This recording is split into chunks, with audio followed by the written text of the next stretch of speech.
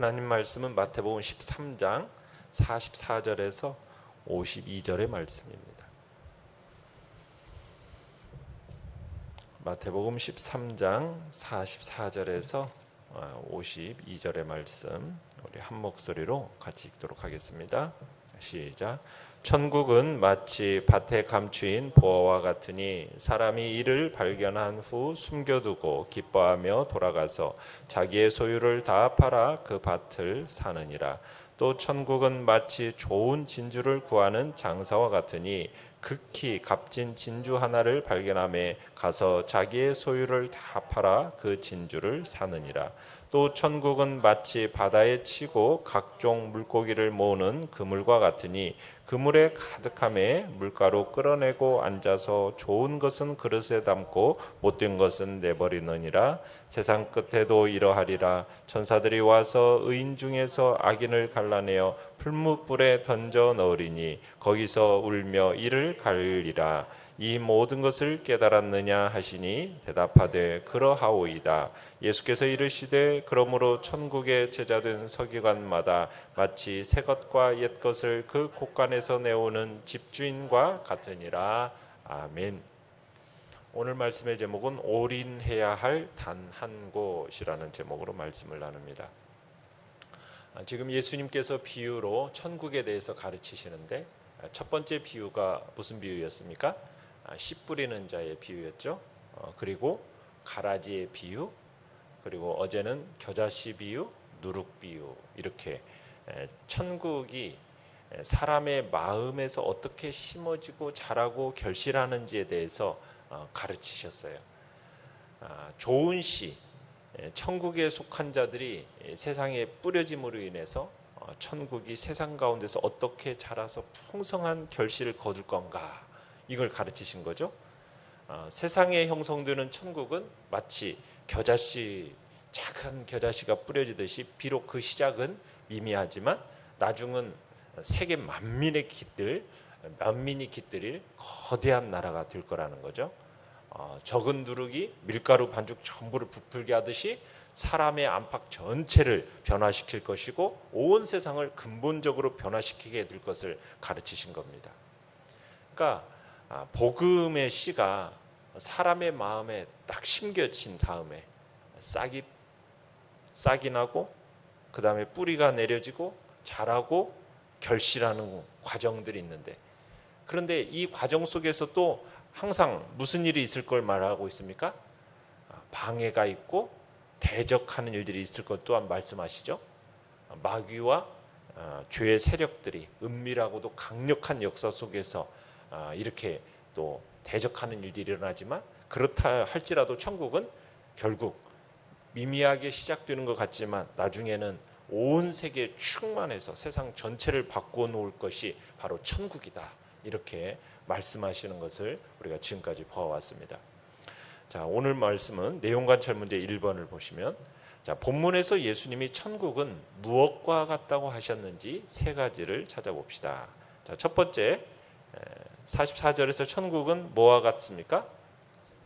밭에 감추인 보화와 같다. 그러니까 감춰진 천국, 이 감춰진 천국이 어떻게 발견되고 그 천국을 어떻게 소유하는가, 이걸 가르치고 계시는 거예요. 우리가 앞에 씨 뿌리는 자의 비유에서는 천국의 비밀을 아는 것이 하나님의 주권적인 선택, 하나님의 부르심의 은혜, 여기에 이렇게 이 사실이 주로 부각이 되었었어요. 자, 그런데 오늘 비유에서는 사람 편에서 천국을 발견하는 것에 관해서 말씀을 하고 계세요. 그러니까 한 농부가 늘 하던 대로 일터로 가서 밭을 갈다가 밭에 보화가 감추고 있다는 것을 우연히 발견하게 됩니다. 그리고 어떻게 하죠? 혹시나 다른 사람이 그걸 차지하지는 않을까 해서 발견한 보물을 다시 밭에 숨겨놓고요, 이 귀중한 보물을 자기 것으로 만들기 위해서 어떤 일을 벌입니까? 자신이 가진 모든 걸 다 팔아서 그 밭을 삽니다. 이 사람은 좀 소작인이었어요. 자기 밭을 소유하지 못한 소작인이었습니다. 그리고 매일 품을 팔아야 할 만큼 가난하고 넉넉하지 못했던 사람이에요. 그런데 자기가 가지고 있는 전부를 다 팔고서야 그 귀중한 보물을 자기 것으로 만들 수가 있었어요.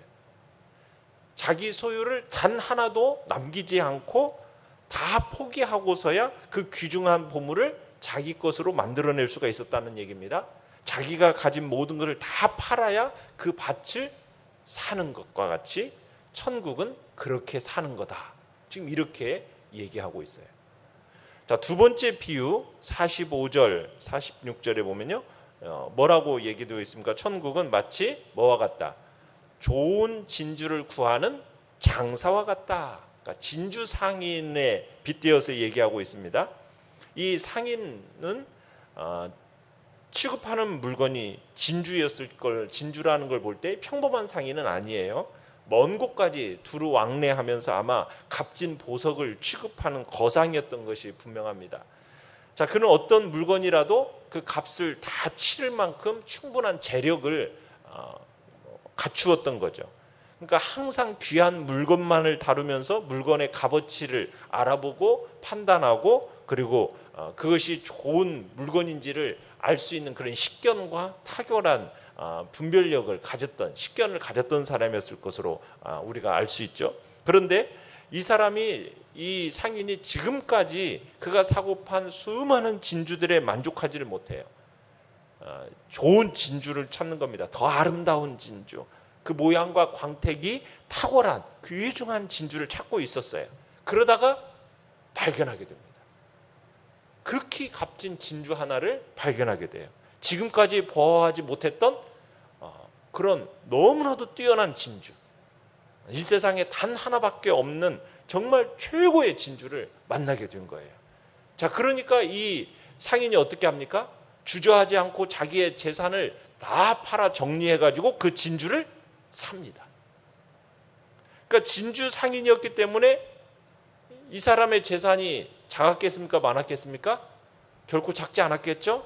거부였을 가능성이 많아요. 그런데 그 거부인 이 사람이 자기의 모든 재산을 다 팔아가지고 남김없이 다 팔아야 이 진주를 살 수 있었다는 얘기입니다. 그리고서 자기의 모든 재산을 다 팔아서 그렇게 얘기를 하는 거예요. 자기의 소유를 다 팔아서 그 진주를 샀다. 자, 세 번째 비유. 세 번째 비유는 47절부터 뭐라고 되어 있어요? 천국은 뭐와 같다? 천국은 바다에 치고 각종 물고기를 모으는 그물과 같다라고 얘기해요. 그물. 자, 이 그물이라는 것은 수면에서부터 바닥까지 아마 들여와가지고 온갖 종류의 물고기들을 잡아들이는 것과 같다라는 겁니다. 그래서 이 그물이 가득 차게 되면 사람이 그 그물을 해변으로 끌어올려가지고 어떻게 하겠어요? 좋은 것은 그릇에 담고 좋지 못한 고기는 어떻게 해요? 바깥에다 버리는 것과 같다. 자, 천국에 대해서 지금 이렇게 소개를 하고 있습니다. 자, 내용 관찰 문제 2번을 보시면, 자, 세 번째 비유의 의미는 무엇입니까? 자, 온갖 종류의 사람들이 이 천국의 귀중함을 발견하고서는 이 나라를 구해서 나올 것을 밝히신 말씀이에요. 그러니까 여기서 각종이라는 표현을 쓰고 있어요. 각종, 47절에서 각종, 종류. 여기에서는 이게 본래 나라와 민족을 뜻하는 얘기입니다. 그러니까 천국을 가리켜서 각종 물고기를 모으는 그물과 같다. 이 말씀은 우선 각 나라와 민족으로부터 천국을 사모하며 나오는 자들이 있을 것이다. 이걸 가리키는 겁니다. 그리고 나서 이 그물에 가득 채워지면은 해변으로 끌어올려서 좋은 물고기, 나쁜 물고기, 쓸모없는 거 딱 가려낸다는 거예요. 이 말씀은 천국은 이렇게 모인 자들이 다 한결같이 참되고 순전한 믿음을 가진 자냐? 그건 꼭 아니다라는 것을 밝히고 있는 거죠. 모두가 마치 가장 귀한 보물을 사모하듯이 천국을 사모하여 나온 같이 보여지지만요, 실은 천국 안에는, 하나님의 나라 안에는 온갖 종류의 사람들이 다 모여 있다는 거예요. 함께 섞여 있다는 거예요. 그런데 세상 끝날이 되면 어떻게 한다고요? 세상 끝날이 되면 천사들이 의인들 가운데 섞여 있는 악인들을 가려낼 거라고. 세상 끝날에 천사들이 의인들 가운데서 악인들을 가려내서 어떻게 한다고요? 풀무불에 던져 넣을 것이다. 그러면은 이 악인들은 거기서 울며 이를 갈게 될 것을 말씀하고 계시는 거죠. 자, 연구와 묵상 문제 3번입니다. 예수님은 왜 모든 소유를 투자해도 아깝지 않은 곳이 천국이라고 하십니까? 이 하나님의 나라, 천국은 우리의 무엇과 관련되어 있습니까? 영원한 생명과 관련되어 있기 때문입니다. 영원한 생명. 그렇기 때문에 우리의 모든 것을 다 바치고 희생해도 아깝지 않은 무한한 가치가 있는 나라가 하나님의 나라요, 천국인 겁니다.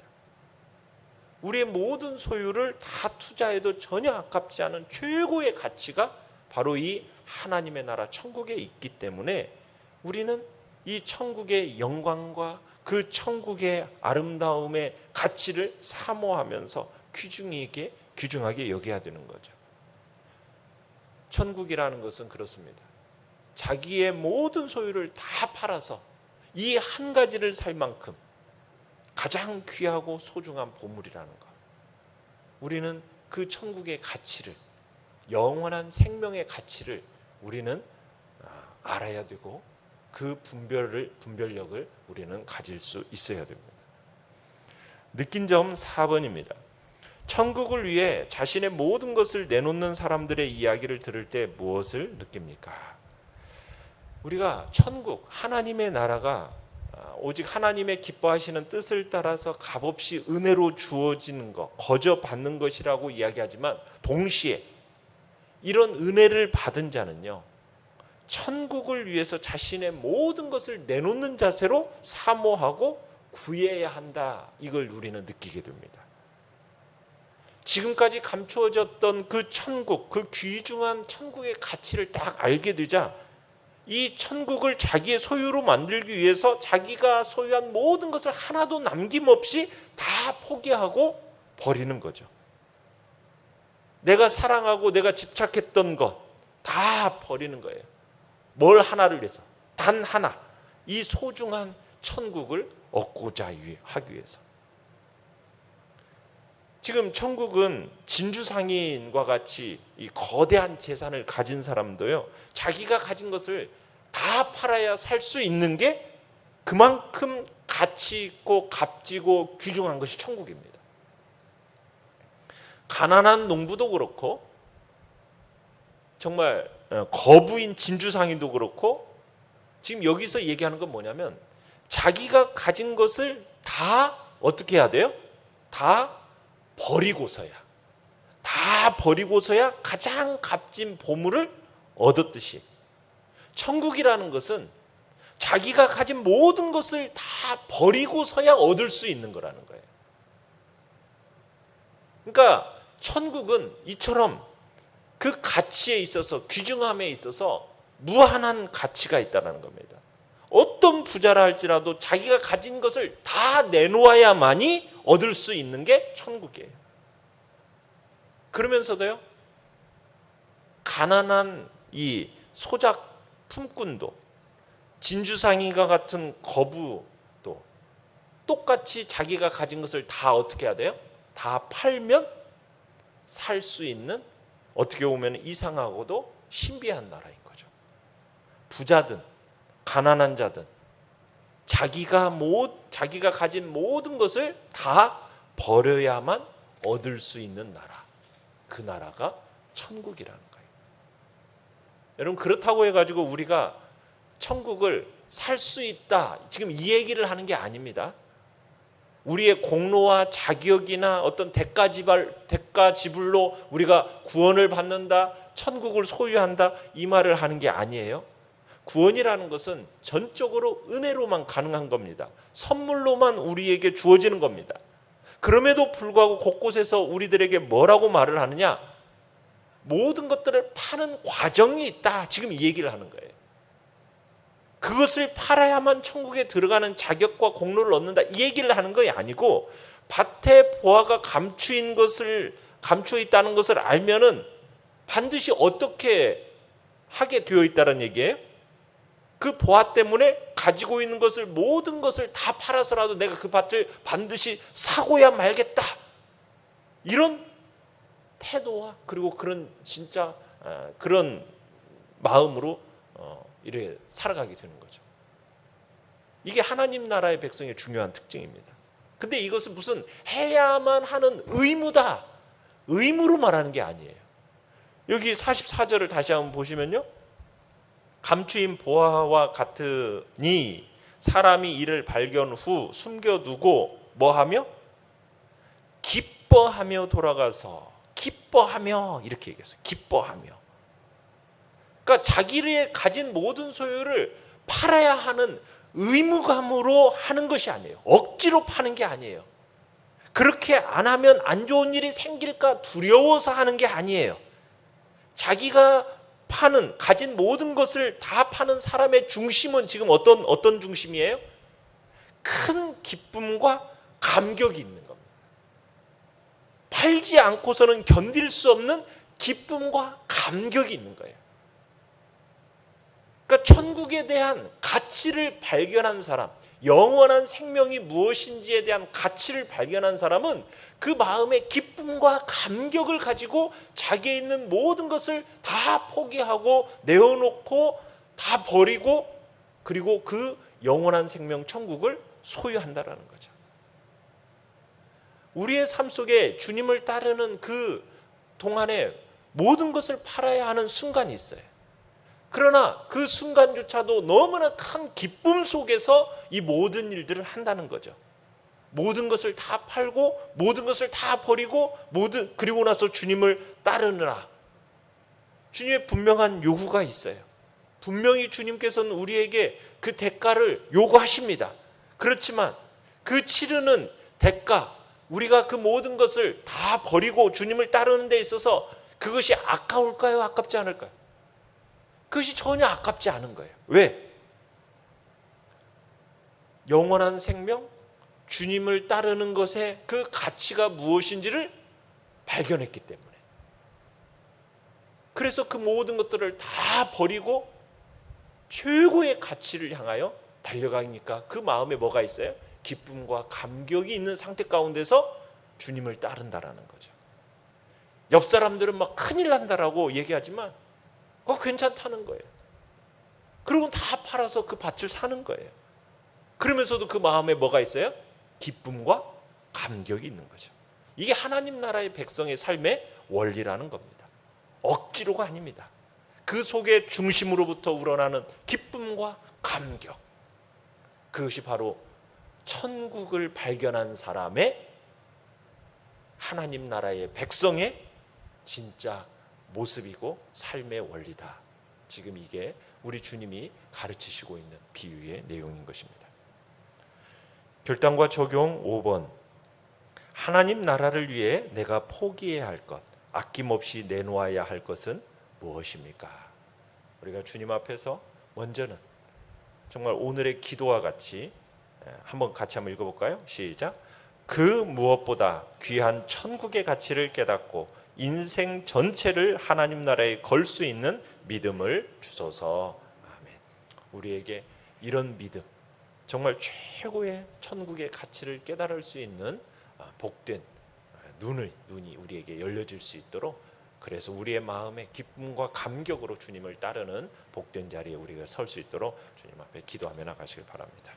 말씀을 생각하면서 기도하시고요, 연약한 우리의 지체들을 위해서 기도해 주시기 바랍니다. 이 코로나 사태가 또 잠잠해지고 우리의 예배가 다시 회복될 수 있는 은총을 기대하면서 주여, 우리 세 번 부르짖며 나아갑니다. 주여.